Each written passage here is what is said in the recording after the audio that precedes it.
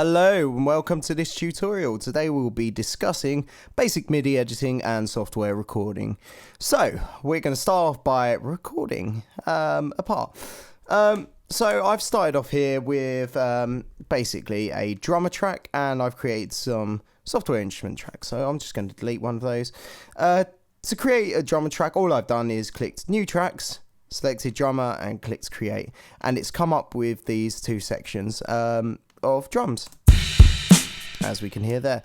So I haven't done anything else to it really, so I'm just going to leave that as is. That's great.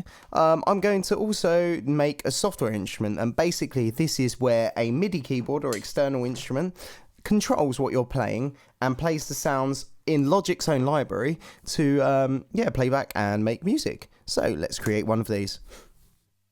Okay, and when you've done that, on the left hand side it will come down with a library of different instruments you can select from. So automatically, for some reason, my one comes up with electric piano.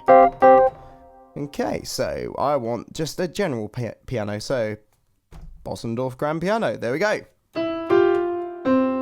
Okay, now that's all well and good. I'm pretty much set to record. However, one thing I want to guard against is latency, and now this is when you press the button and there's a delay between you pressing the button and the sound actually coming back.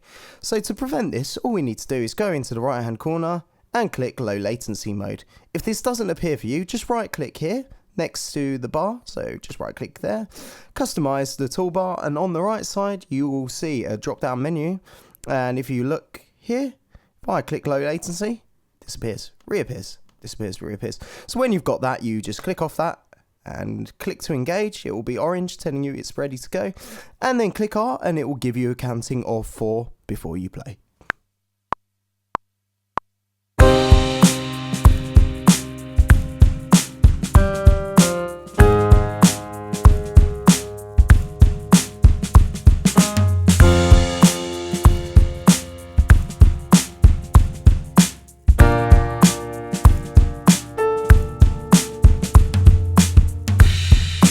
Okay, there we go. That sounds okay. However, there are a couple of, well, there is a mistake in that. So I'm just going to quickly go through and have a listen. If I double click on this, it will then open up the piano roll. This is the piano roll. This is showing me what instruments I've played. Sorry, not what instruments, what notes, I beg your pardon. So it was towards the end I heard thumb note, that note. So I want to make sure that sounds nice. So let's just quickly click and drag, and this is how we can change the note. So I want something, I know this is going to be in the right scale. Alternatively, we can just click on the note and use Alt plus down to go down, up to go up, and move it to the appropriate place. Lovely, sounds much better. There's a bit of a random note here. Do I really want that? No, let's delete it. So to delete, all I've done is selected the note and backspace or delete. They're okay. Now, if we look at the actual notes, we can see they're kind of overhanging the bar. Now, to avoid this, we use a tool called quantize, as you can see on the left-hand side. Now, there are different levels of quantize. So if we select the entire track and then click here, we can see the different levels. One being extreme quantize, it will snap everything to the bar. So if we click that, look on the notes here and we'll see what happens. Can you see it snaps everything and will now sound not so good. So we tend to go for something a bit lower. I always tend to aim for around 8s.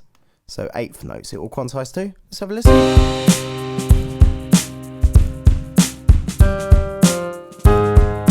That sounds great to me. Okay, the next part, let's just have a quick look at the notes. So we've done moving notes, which is just click and drag. We can also do that to move the timing of the note. We've done quantizing. Finally, velocities. Now, as you can see, they are all different colors each note.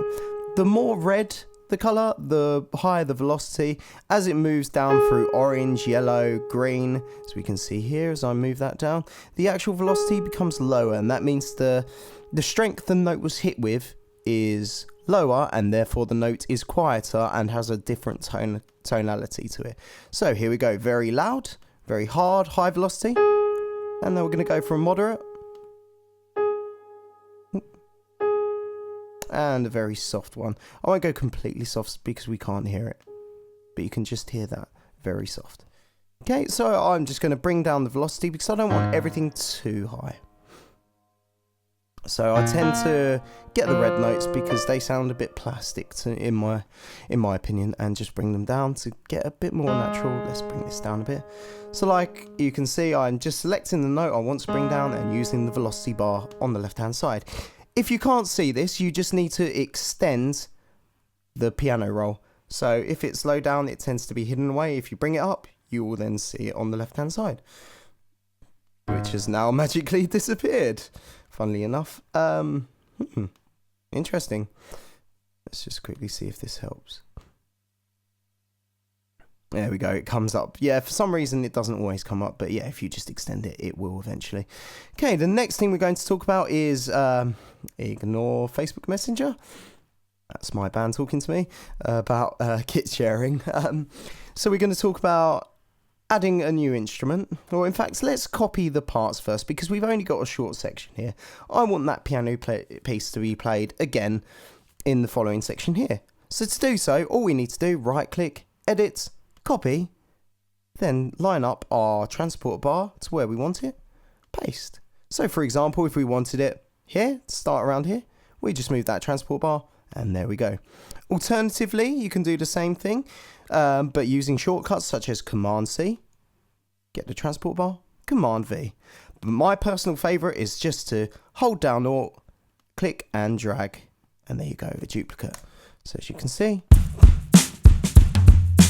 and there we go, we've got two sections of it.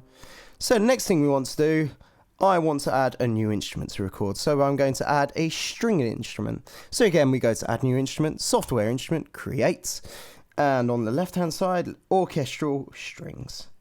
And let's just use string ensemble.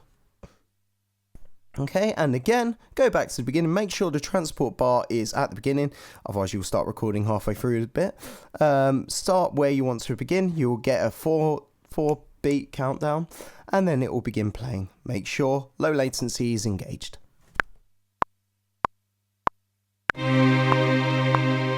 Oh, beg your pardon, let's try that again. There we go.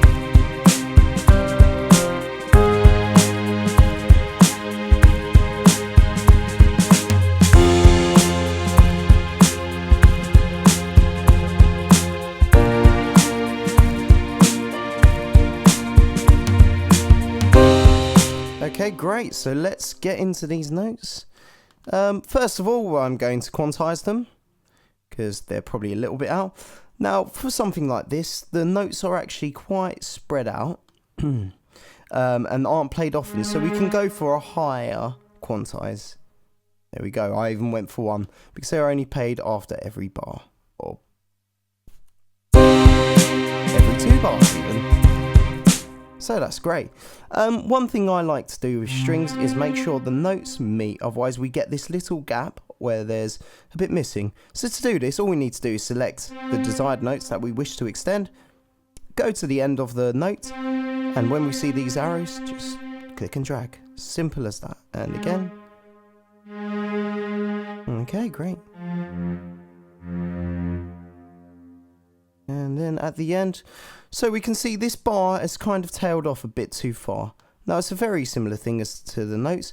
We just go to the end and drag back. Great. Let's duplicate that as it's the same chords. Great.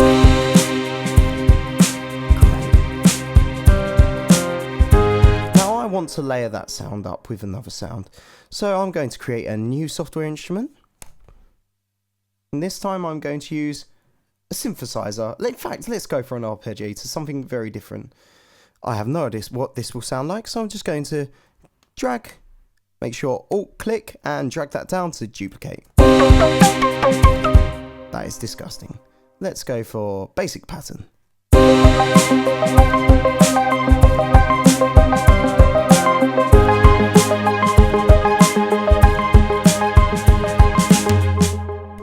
Doesn't sound too bad. We can change the instrument as we go along just to, you know, pick what we desire. It's a bit too much. What's this sound like? Have a listen. Okay.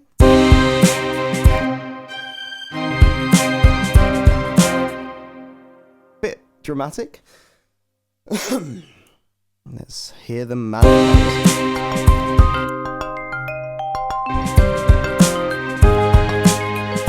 That sounds good.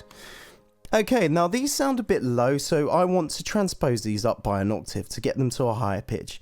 To transpose up by an octave, all we need to do is select and then basically move from the desired note up 12 semitones to a higher note. We can do this by dragging, but that can be a bit fiddly. So another alternative to this is to select everything by using Command A and just holding down Alt and clicking up 12 times. 1, 2, 3, 4, 5, 6, 7, 8, 9, 10, 11, 12. Here we go.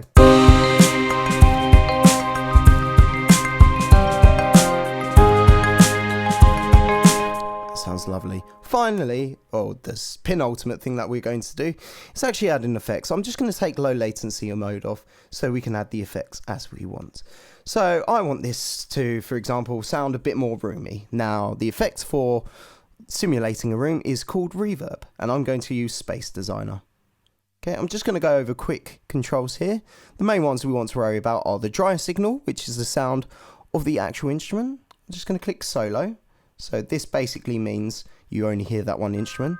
Okay, I'm going to turn the reverb up, and as you can hear, that's the sound of the room. The dry sound, the actual sound of the instrument, and together, magic. Let's unsolo this to hear everything together. That's great. I encourage you to have a play about with these effects, some of which you won't see on there, but these are ones that I've added personally and are my own effects.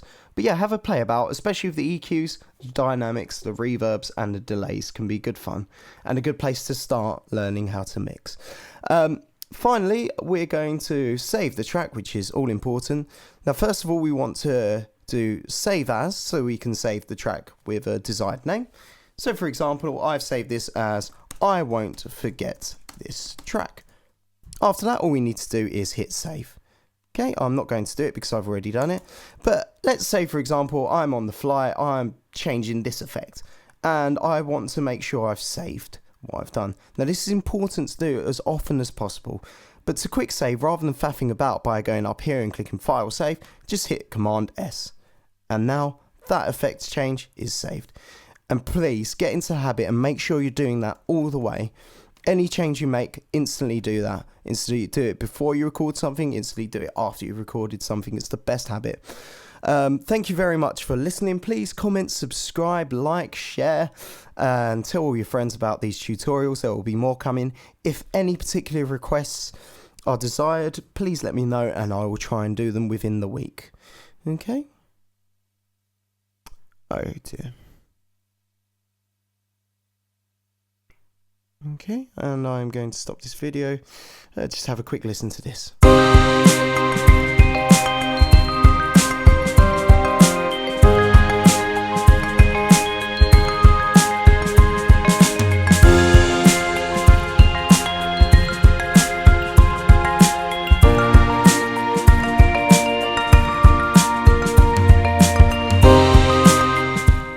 That's a lovely little piece we've got there.